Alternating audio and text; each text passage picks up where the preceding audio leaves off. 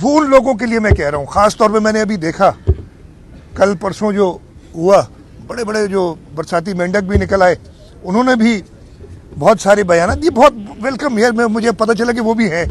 एक ज़माने में तो जब वफाक का साया होता था उनके ऊपर तो बड़े एक्टिव हुआ करते थे। अच्छा है, मुझे पता चला कि वो भी हैं अभी तक। उसके साथ साथ जो ख़ास तौर पे एथनिक डिवाइड पैदा करने की कोशिश कर रहे हैं इस वक्त, उनको मैं कहूँगा कि बाज रहें। हमने ये देखी हैं चीज़ें, याद करें अल्ताफ हुसैन क्या करता था इस मुल्क में, अब उसका क्या हाल है। एथनिक डिवाइड पैदा ना करें किसी भी सूरत में।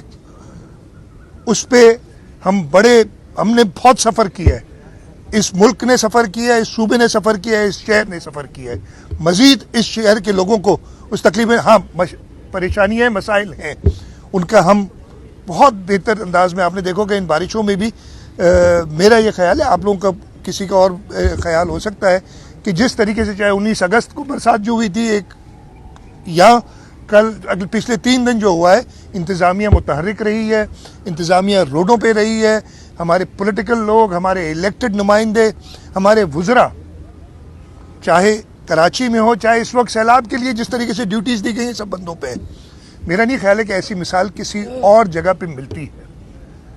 तो हम अपने काम से मुतमईन हैं।